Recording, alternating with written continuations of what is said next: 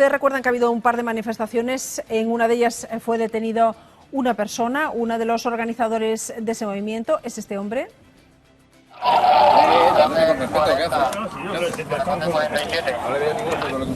Que se ponga usted ahí. ¿Por qué me está usted deteniendo a mí? Oiga, usted no me puede detener a mí. Señores, no estáis cumpliendo la ley. Bueno, pues esta persona, que es uno de los líderes, o por ser más directos, líder de ese movimiento en España, se llama Fernando Vizcaíno, y esta noche va a explicarnos sus argumentos. Fernando Vizcaíno, buenas noches. Hola, buenas noches. Pero no vamos a escuchar solo los suyos, solo sus razones para cuestionar lo que nos está pasando. También vamos a explicar las razones y los argumentos de la ciencia. Y de ese lado hablaremos con Pilar Serrano. Buenas noches.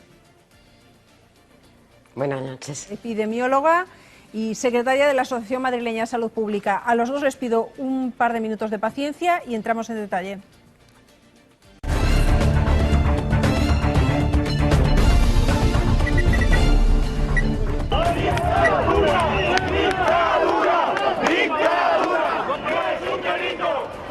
Esta es la última protesta de los negacionistas. Ustedes conocen al menos un poco sus argumentos y todos o muchos nos cuestionamos cómo se puede mantener que una pandemia que ya roza el 1.000.000 de muertos en todo el mundo y que ha dejado al menos 30.000, que sepamos, de forma fehaciente, porque se constató el motivo del fallecimiento, y los que no sabremos, 30.000 fallecimientos en nuestro país.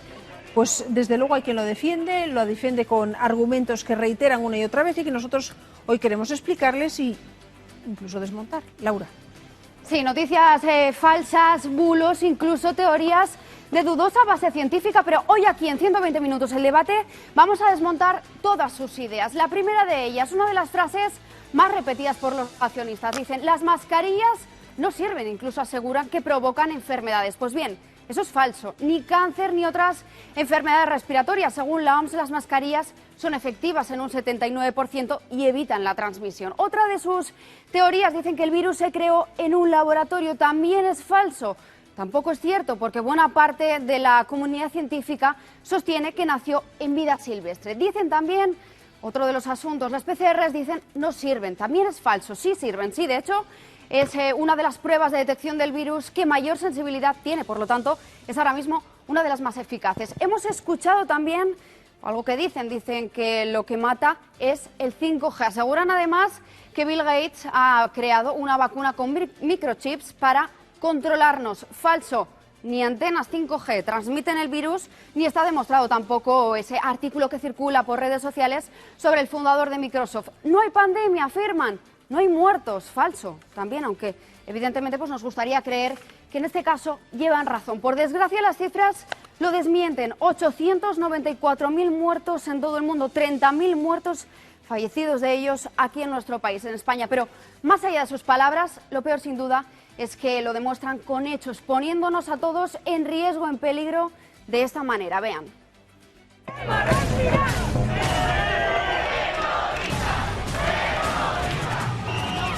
¡Vete con tu amo!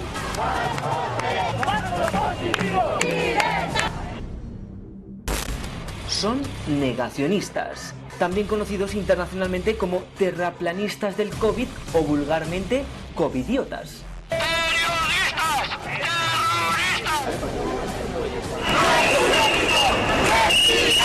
Defienden lo indefendible y sus teorías infundadas se basan en un cóctel de discursos conspiranoides, antisistema, esotéricos y pseudocientíficos.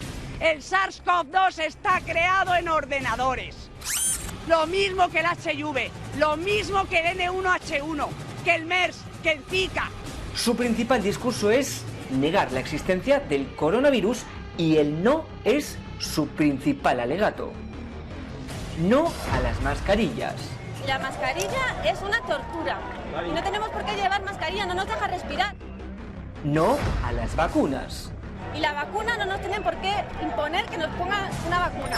E incluso como si se hubieran puesto una venda en los ojos, niegan un colapso en las UCIs de los hospitales y que hayan muerto tantas personas. En este país 28.000 muertos, ¿de qué? Eso contado. ¿De qué?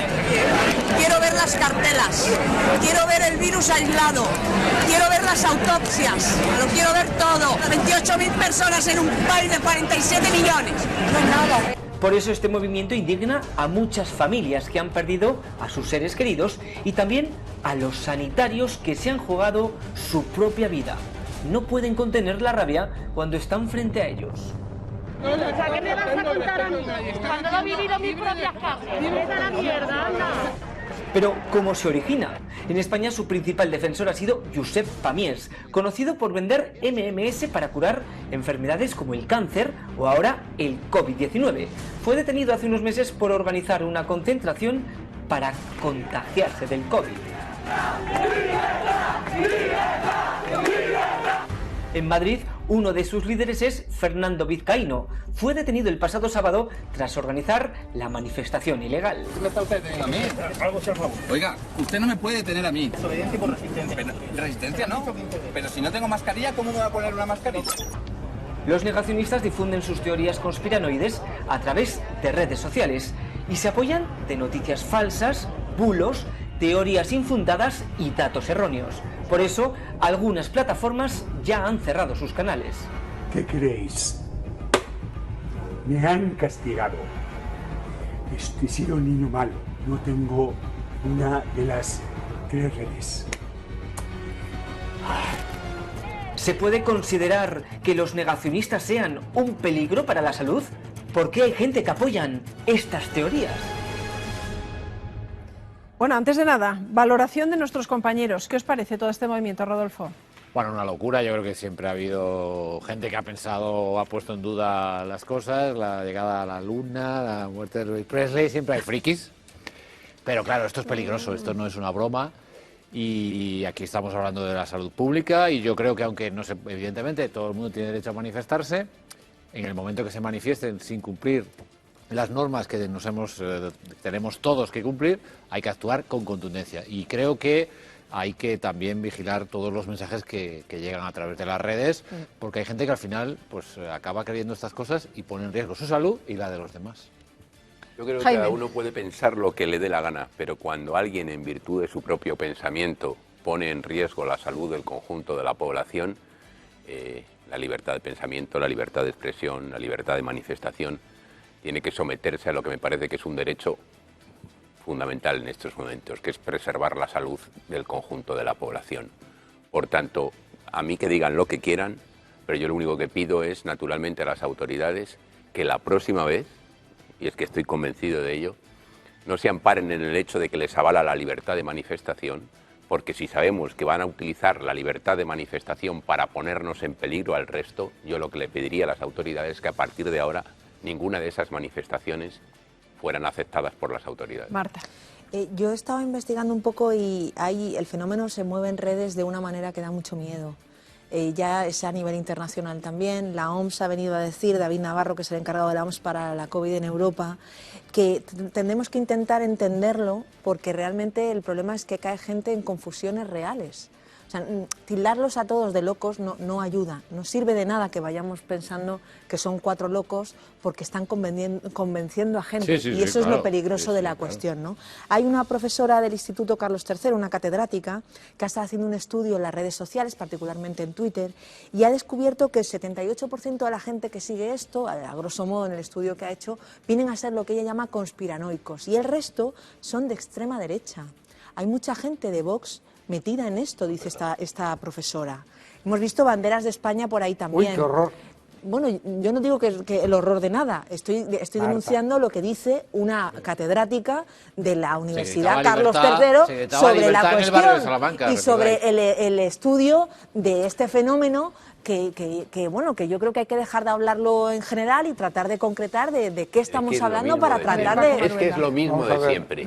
Criticamos el negacionismo. Pues yo me imagino que habrá negacionistas de izquierdas, de centro y de derechas. Pero tratar de llegar a la conclusión de que los negacionistas tienen algo que ver con lo que es. Vosotros decir la extrema derecha es que me parece que es llevar por la vía de la política más chusca, lo que me parece que es un problema al que tenemos que hacer frente sin caer otra vez en partidismos. Es que no das puntadas sin hilo, hija.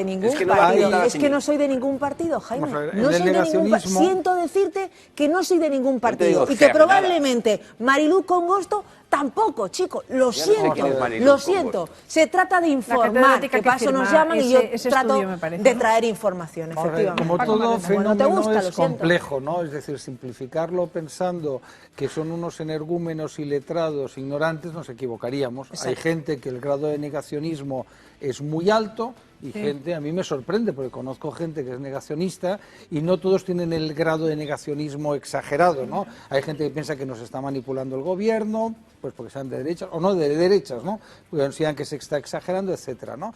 Luego no olvidemos que la televisión, el cine, las novelas están llenas de conspiraciones, nos encantan. Es decir, tú pones en esta cadena magnífica una serie sobre conspiración y funciona, una película sobre conspiración funciona, ¿no? Entonces, ahora tenemos la gran conspiración.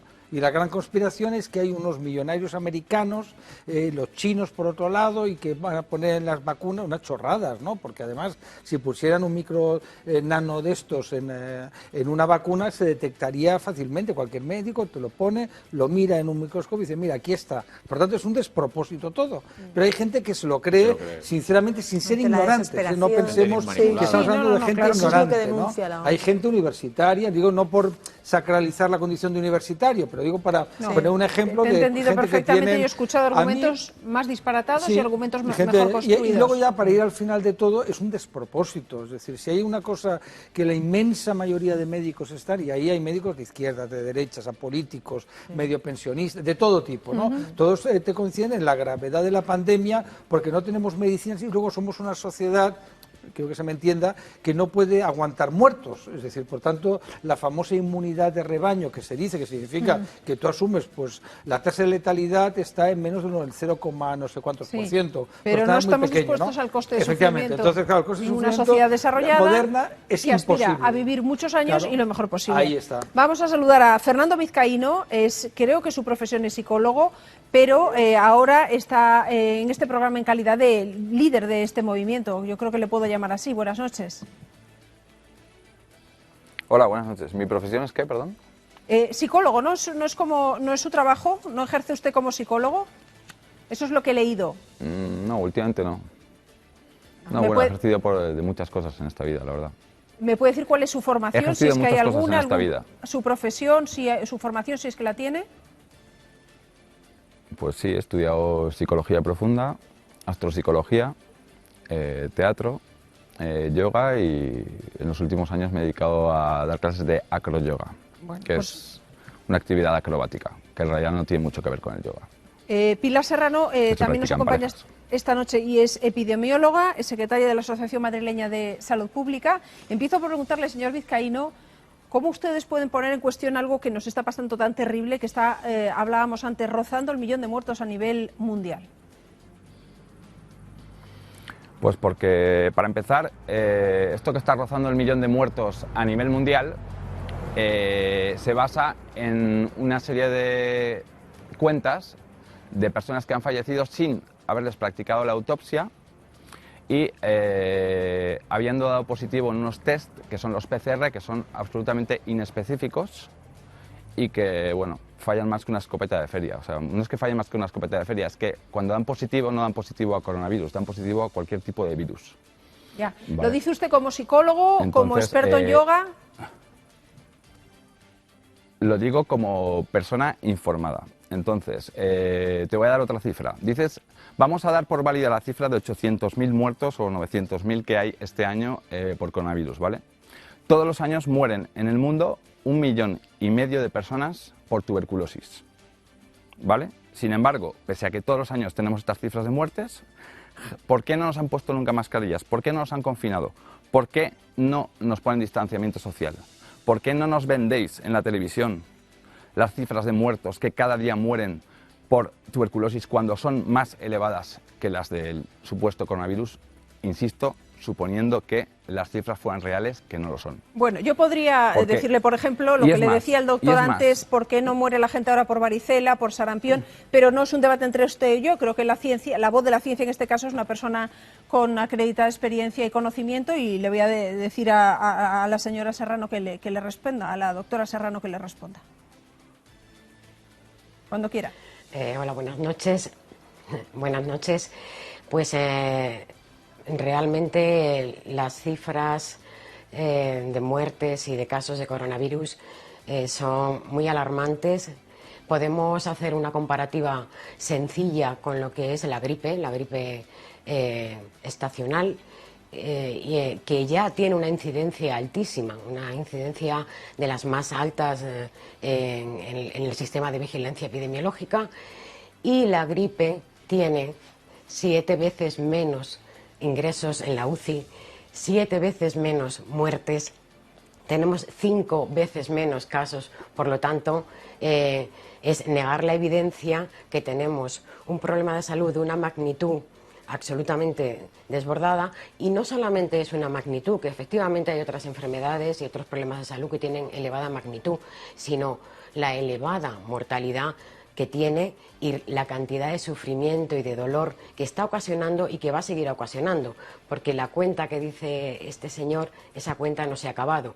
Por cierto, no es una cuenta, digamos, informal. Los sistemas de vigilancia epidemiológica son sistemas muy serios que detrás tienen a personas muy preparadas que hacen una verificación de todos los datos son confiables, precisos. Nunca se certifica una muerte por COVID si no está certificado con una prueba PCR. Y, por supuesto, tengo que decir que la prueba PCR es absolutamente específica, la que se está aplicando para COVID, porque está basada en RNA del virus. O sea, no está basada en cualquier virus ni en cualquier germen. Es una prueba altísimamente específica. No hay ningún, digamos, señor ninguna Vizcaíno, prueba de lo que está diciendo él.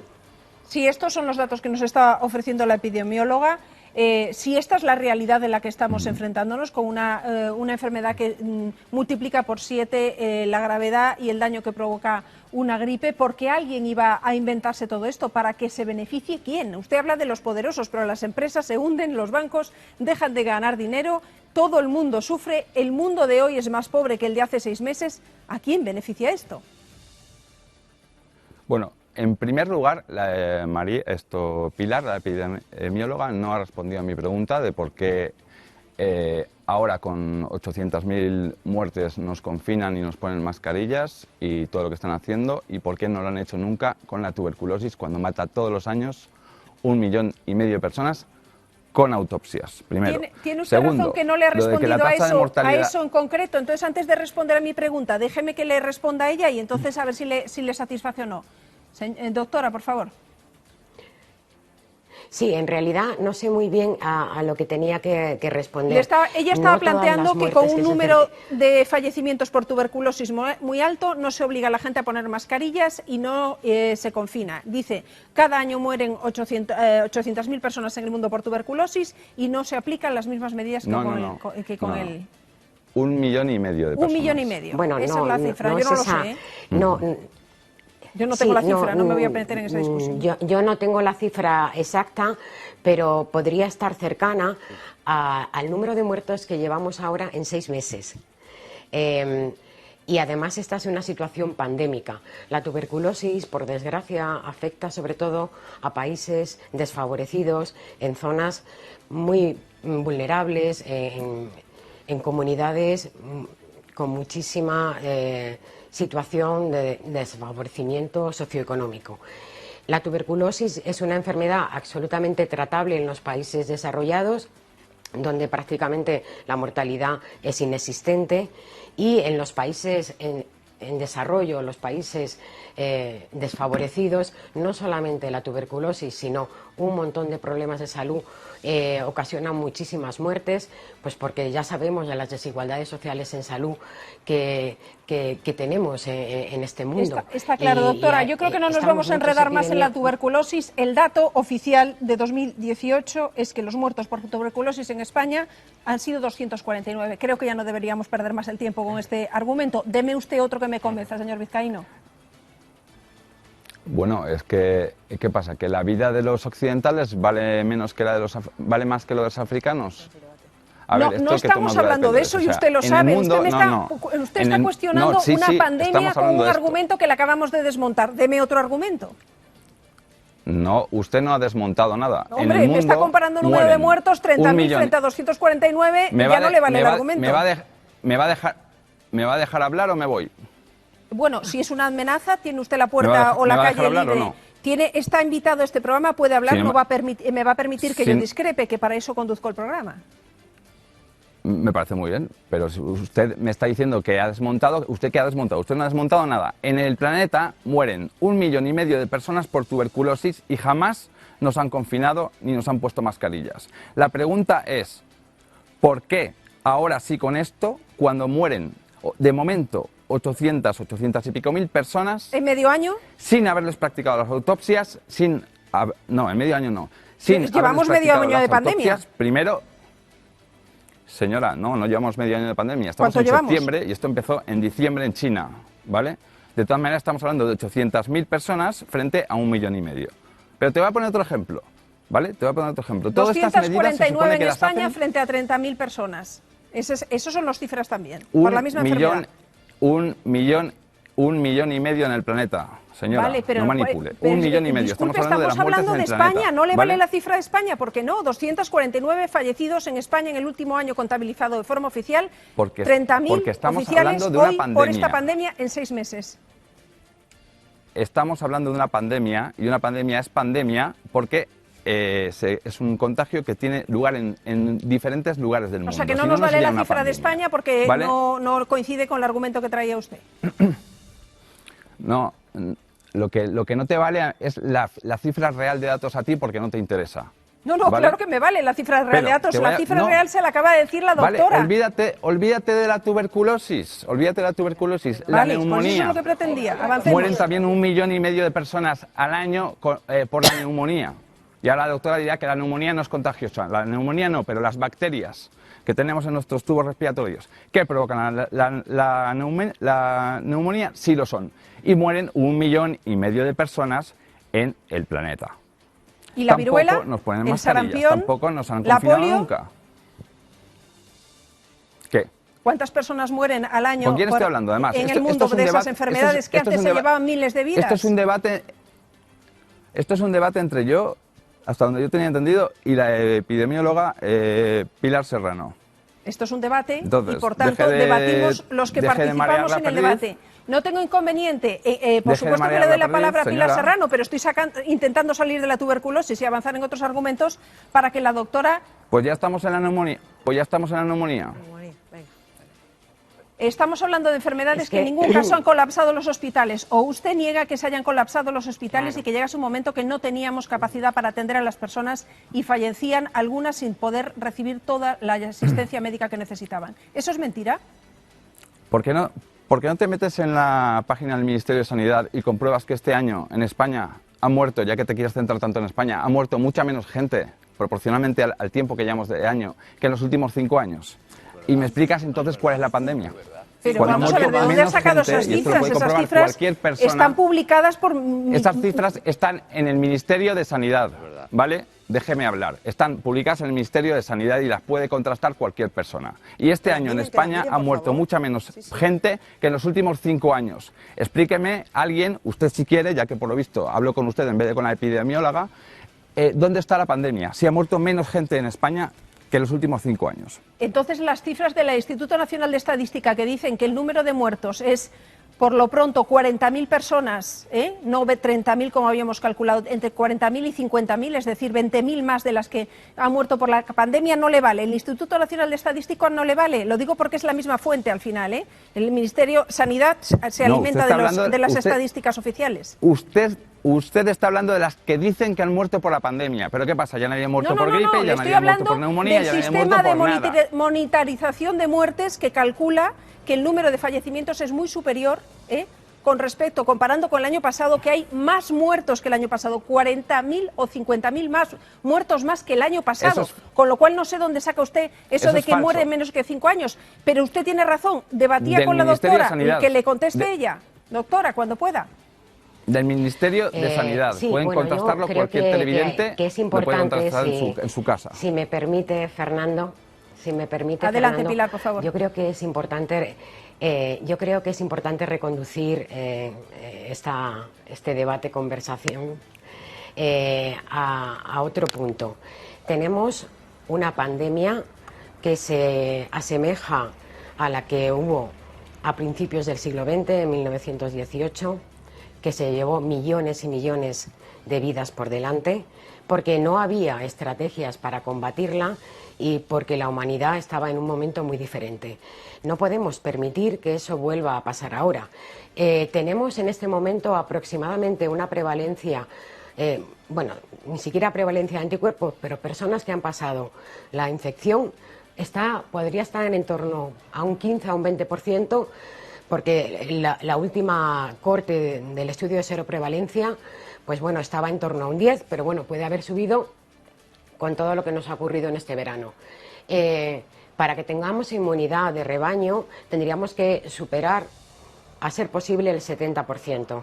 Si nosotros tenemos esta cantidad de muertes, de colapso hospitalario, simplemente con esta incidencia que hemos tenido, que no llega ni al 10% en muchos sitios de España, 15%, y llegamos a eso de esa manera natural, como, ¿verdad?, estas fiestas de contagio o esta manera de decir vamos a llevarlo de una manera natural, podremos llegar a unas cifras de muertos que ni este país ni el mundo se puede permitir.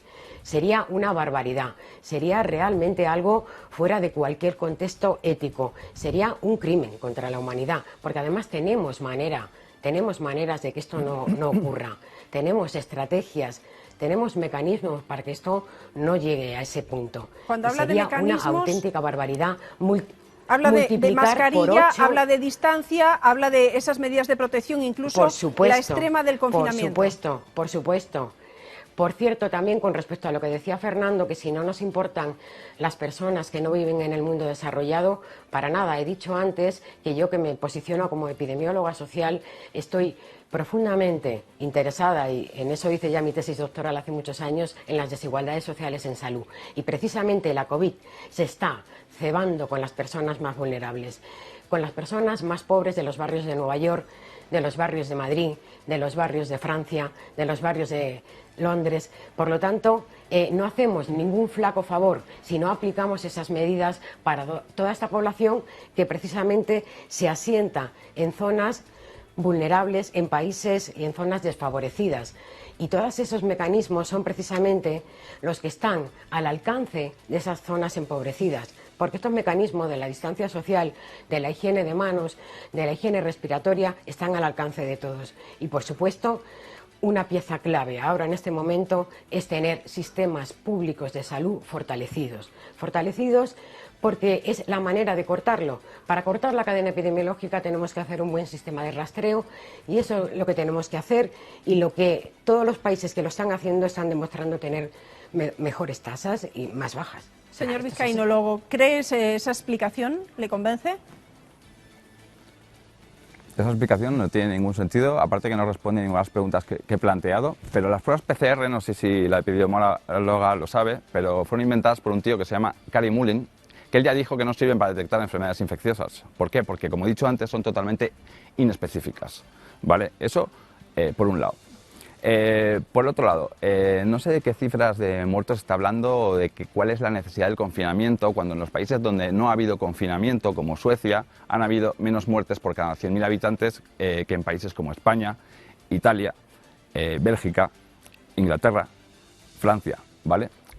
Y por otro lado, quiero hablar de una cosa muy importante, porque se supone que todas estas medidas que hacen para protegernos de esta enfermedad, que sin autopsias y con las pruebas PCR, que son inespecíficas, han matado a 800.000 personas, vamos a dar por válido, han matado a 800.000 personas, ¿vale? Nos obligan a ponernos una mascarilla, ¿vale? Pero resulta que nos ponemos a bajar la mascarilla, ¿sabéis para qué? Para fumar un cigarro. Y resulta que mueren al año, en el mundo, 8 millones de personas, o sea, 10 veces la cantidad que han muerto, supuestamente, que es totalmente falso, por esta enfermedad, debido a enfermedades vinculadas al tabaquismo. Entonces, todas estas medidas que hacen para protegernos, ¿cómo puede ser que podamos bajarnos la mascarilla para fumarnos un cigarrillo? Es más, ¿cómo puede ser que nos vendan tabaco si tan preocupados por nuestra salud están? Y mueren 8 millones de personas, es decir, 10 veces la cantidad de personas señor Vizcaíno, que han muerto este año. Que andamos dándole vueltas que han muerto este y año. mezclando cosas, el tabaquismo. Ustedes lo que pasa es que no responden a nada. El peligro del tabaquismo aquí no argumentan nada. No se lo va a cuestionar nadie, en eso vamos a estar todos de acuerdo. En las muertes que causa el tabaco todo eso está demostrado, publicado y eso no se va a cuestionar. Vuelvo a cuestionar lo de la PCR. Le explica usted a la doctora quién la inventó y le acaba de dar la explicación técnica de cómo funciona una PCR, pero parece que tampoco le ha valido. ¿Por qué en algunos sitios han confinado y en otros no? ¿Pero qué explicación técnica me ha dado? Que le responda a la doctora. Si quiere se la doy yo. ¿Quiere que le dé yo la explicación técnica? Porque ella no me ha dado ninguna explicación técnica de la PCR. Insisto, el inventor dijo que no servía para detectar enfermedades infecciosas. Y si quieres te lo explico por qué. Es una prueba totalmente inespecífica. ¿Por qué? Porque pero cada si le acaba de virus explicar ella que la prueba se ha diseñado específicamente para este virus. Usted habla del inventor, ¿ha hablado usted con el inventor? ¿Tiene alguna formación científica para sostener lo que está manteniendo? Tengo un vídeo que lo tienes en el canal de La Quinta Columna del inventor diciendo que no sirve para enfermedades infecciosas. Pero no se puede el propio todos los vídeos que vea, Cari Mullin. Pero escuche, si yo me creo todos los vídeos y con ellos hago ciencia, pues podría sanar a la gente con vídeos de Google, pero eso tiene mucho riesgo. Señora, usted no pondría ningún familiar en mis manos. Le estoy diciendo que el vídeo es de Cari Mullin, que es la persona que inventó el PCR, señora. Míreselo, búsquelo, infórmese y luego sale a hablar, porque si no es que ustedes están haciendo el ridículo. Tenemos aquí una epidemióloga que no sabe ni lo que es una prueba PCR. Y usted por supuesto... Usted sabe lo que es una prueba PCR. La doctora que nos acompaña a esta mesa, ¿nos puede explicar otra vez por qué la prueba PCR es eficaz, por favor? Porque las pruebas PCR se utilizan para la detección de muchos gérmenes, efectivamente, pero la parte específica que precisamente permite detectar con esa especificidad cada uno de los virus tiene que ver en este caso con fracción genómica del ARN de este virus y no es con otros virus. Por supuesto que se utilizan cebadores que tienen que ver con ADN de células y que esos son generales para todos, pero la parte específica es ARN de este virus y no puede detectar la PCR para el coronavirus, solo puede detectar coronavirus, SARS-CoV-2, no puede detectar otras cosas. Además, a mí me parece importante señalar otra cuestión. ¿Cómo podemos realmente desprestigiar y desacreditar a virólogos como Margarita del Vals, a personas absolutamente formadas, con una trayectoria impecable, que han demostrado su sabiduría con premios, con proyectos, con investigaciones, que han contribuido a salvar tantas vidas? ¿Cómo podemos desacreditar con un virus, con un vídeo que circula por internet manipulado, como muchas de las cuestiones que están sacando estas personas negacionistas, que están manipuladas? Es importante, en cualquier caso, y yo lo digo como una persona muy preocupada por la salud, desde mi ámbito profesional, es muy importante descubrir qué está detrás de todo este movimiento, porque hay personas que posiblemente sean presa de todo este movimiento y deberíamos de poder sacarlos de este peligro para sus propias vidas, porque en primera instancia los negacionistas se están poniendo en riesgo a ellos mismos y a sus seres queridos. Esta es la primera cuestión que deberíamos de tener en cuenta. Que ustedes que se escuchen los dos argumentos y cada uno en casa sabrá si alguno de los dos le ha convencido. Yo le agradezco que hayan participado, a la doctora que nos haya aportado su conocimiento fruto del estudio y de la trayectoria, al señor Vizcaíno que haya estado también con nosotros. Le deseo que si se pone enfermo, ningún médico al que usted le niega el conocimiento y el dominio de la ciencia le niegue a usted el auxilio y la atención que necesita. Muchas gracias a los dos por acompañarnos esta noche. Vamos a continuar enseguida, una pausa y volvemos.